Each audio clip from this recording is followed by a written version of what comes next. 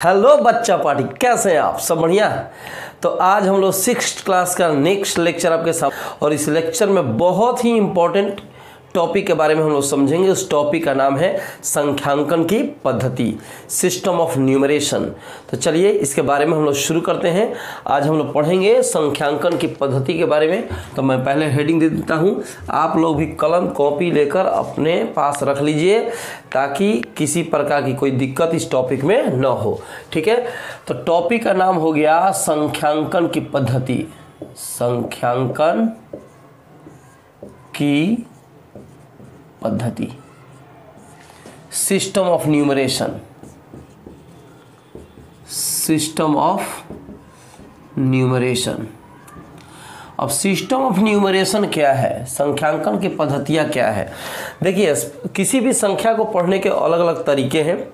भारतीय सभ्यता में संख्याओं को पढ़ने के अलग तरीका होता है, और जबकि अंतर्राष्ट्रीय मार्केट में जब संख्याओं को हम लोग पढ़ते हैं तो उसके कुछ अलग तरीके होते हैं। अंतर्राष्ट्रीय मार्केट में क्या होता है, भारतीय मार्केट में क्या होता है, मतलब दो प्रकार हो गए। संख्याओं की पद्धतियाँ जो हो गई, दो प्रकार की हो गई, एक भारत वाली हो गई, एक विदेश वाली हो गई। तो इसके प्रकार हो गए दो। कौन कौन से प्रकार हो गए इसके बारे में मैं बता रहा हूँ, ध्यान से देखने का। एक हो गया भारतीय संख्यांकन की पद्धति, और दूसरी हो गई अंतर्राष्ट्रीय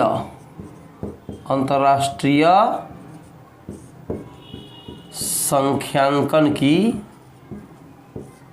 पद्धति। अंतर्राष्ट्रीय संख्यांकन की पद्धति, इसकी इंग्लिश क्या हो जाएगी?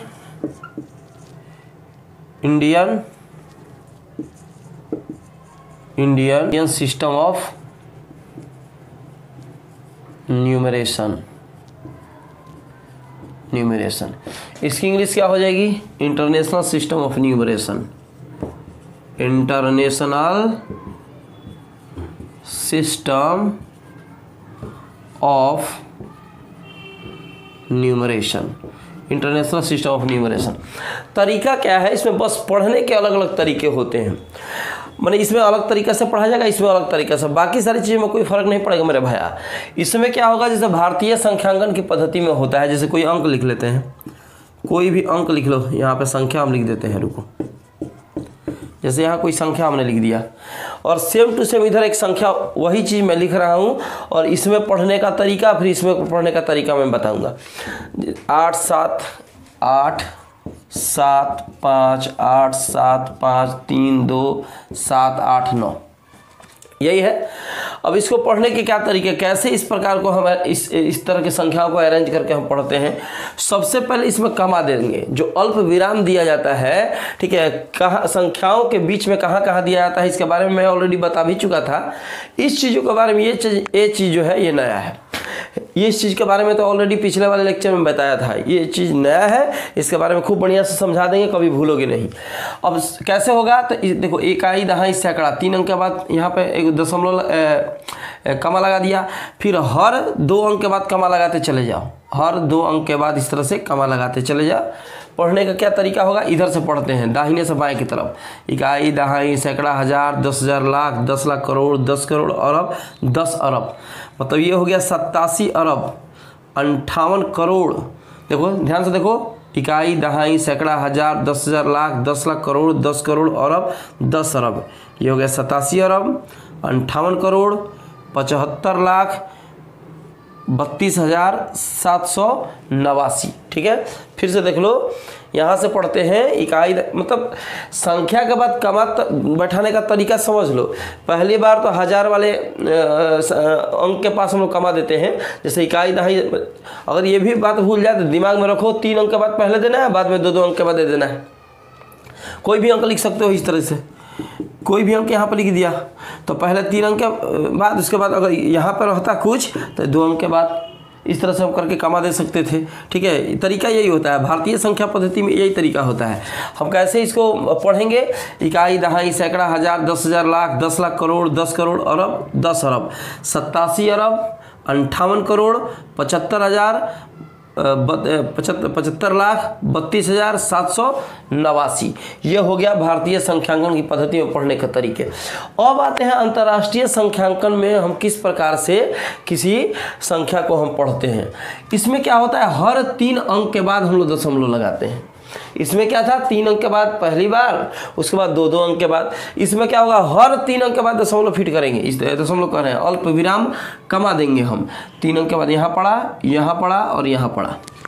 इस तरीके से हर 3 अंक के बाद हमने कमा दे दिया।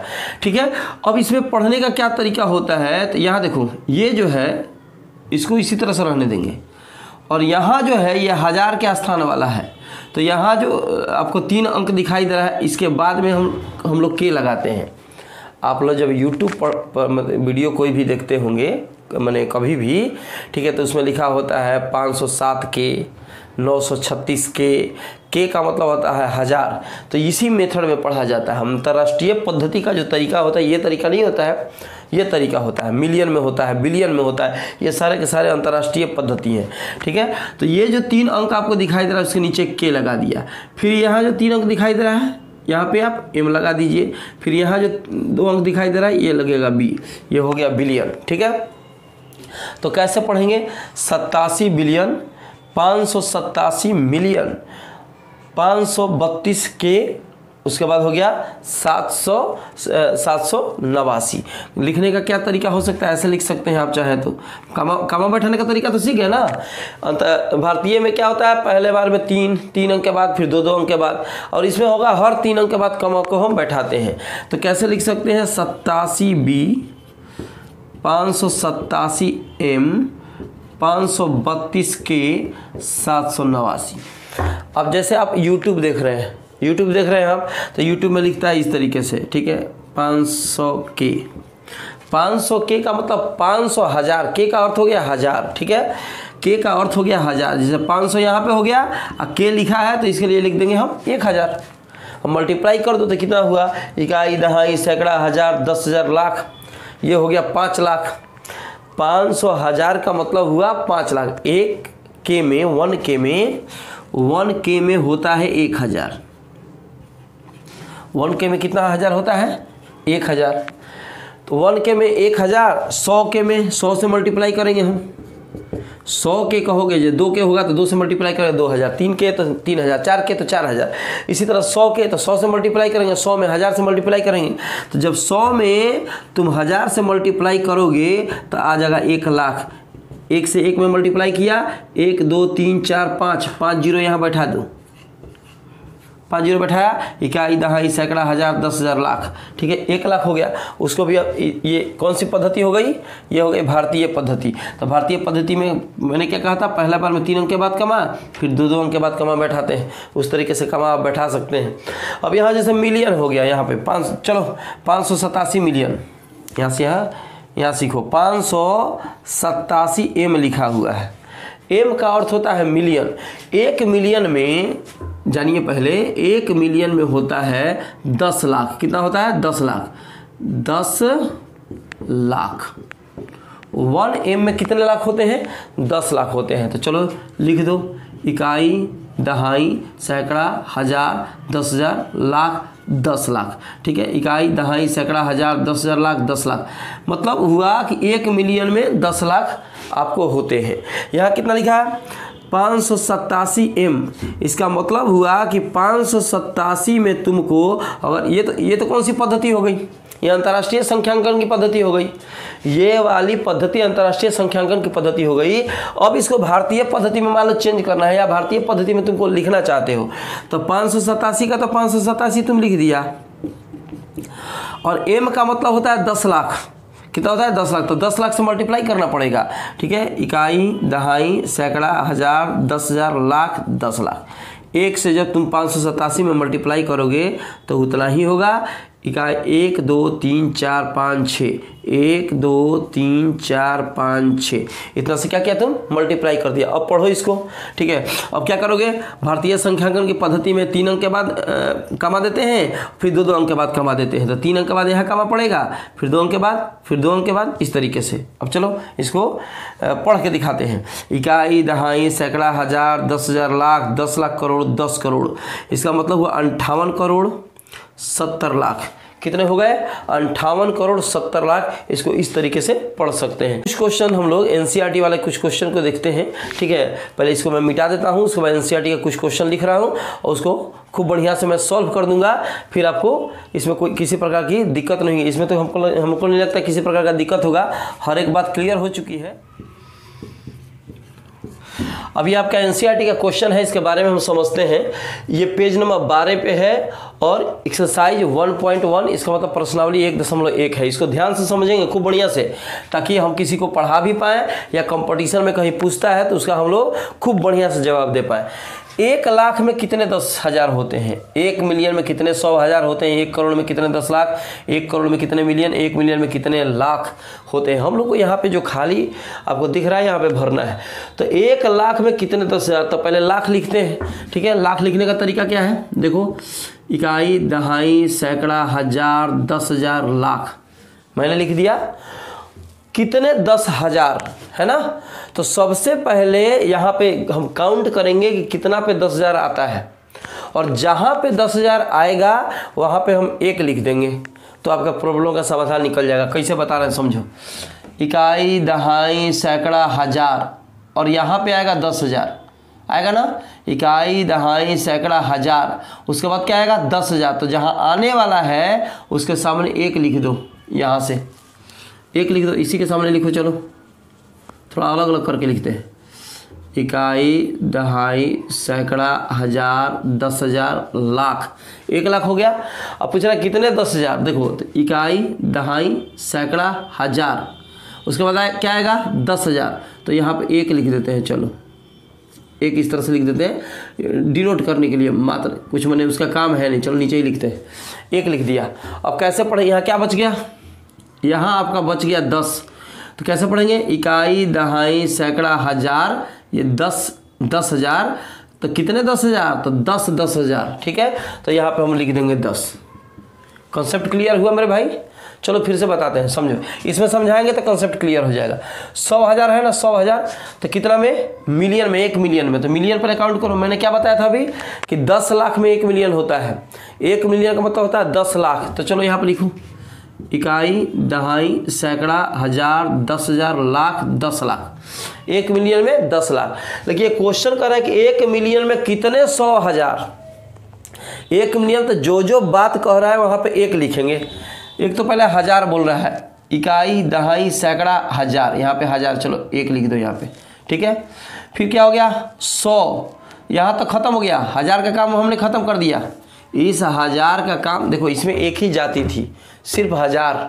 इसमें 100 भी लिख दिया है, हजार भी लिख दिया है। 100 को अलग छाटेंगे, हजार को अलग छाटेंगे।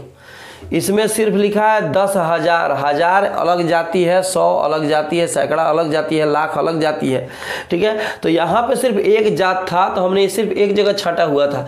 लेकिन यहाँ पे है 100,000, कितने 100,000। तो सबसे पहले तो हजार को अलग निकालना होगा, इकाई, दहाई, सैकड़ा, और जहाँ पे हजार आने वाला था वहाँ पे हमने 1 लिख दिया, 3 जीरो खत्म। ये 3 जीरो गया हजार में, 3 जीरो में क्या गया हजार में। अब यहाँ गया 100, यहाँ क्या गया 100।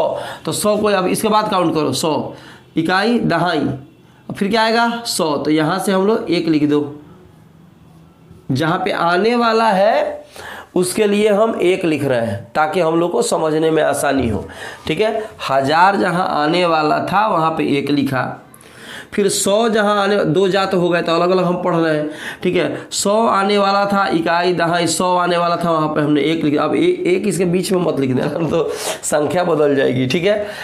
अब पढ़ते हैं फिर, तो कितना बचा यहाँ 10 बच गया। तो यहाँ लिख सकते हैं 10, 100, 1 पर 00, 100 और 1 पर 000, इसका मतलब हजार। तो 10 100,000 हो जाएंगे, ठीक है। 1 मिलियन में 10 100,000 हो जाएंगे। यहाँ देखते हैं 10 लाख, इसमें सिर्फ एक जात है, इसमें 2 जात नहीं है, ठीक है। जैसे यहाँ था ना 100,000, इसमें 2 जात था, लेकिन यहाँ पे 10 लाख एक ही जात है। तो सबसे पहले तो 1 करोड़ लिखेंगे, उसके बाद इसमें हम लोग काउंट करेंगे। 1 करोड़, इकाई, दहाई, सैकड़ा, हजार, 10,000, लाख, 10 लाख, करोड़। हमने क्या लिखा? 1 करोड़। अब 1 करोड़ लिखा तो इसमें 10 लाख देखना पड़ेगा कि 10 लाख कहाँ आ रहा है। तो इकाई, दहाई, सैकड़ा, हजार, 10,000, लाख, उसके बाद क्या आएगा? 10 लाख। तो जहाँ आने वाला था वहाँ पे हमने 1 लिख दिया, मतलब इतना काउंट हो गया इतना में, ठीक है।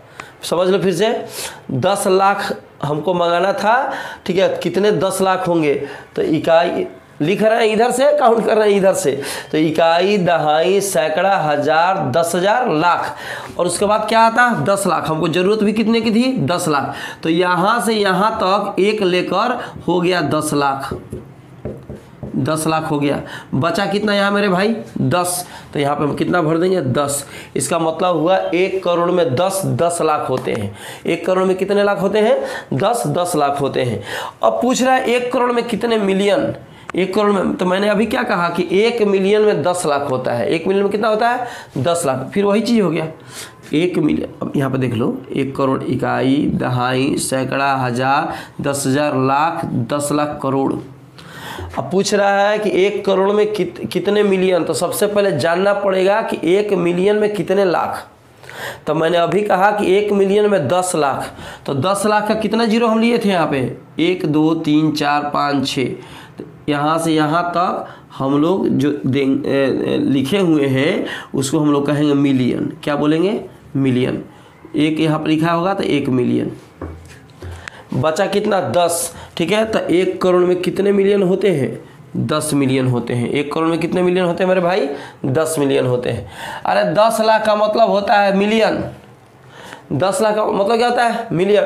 तो यहाँ पे 10 लाख लिखो या 10 मिलियन लिखो, बात बराबर है, ठीक है, क्योंकि मिलियन का अर्थ होता ही है 10 लाख।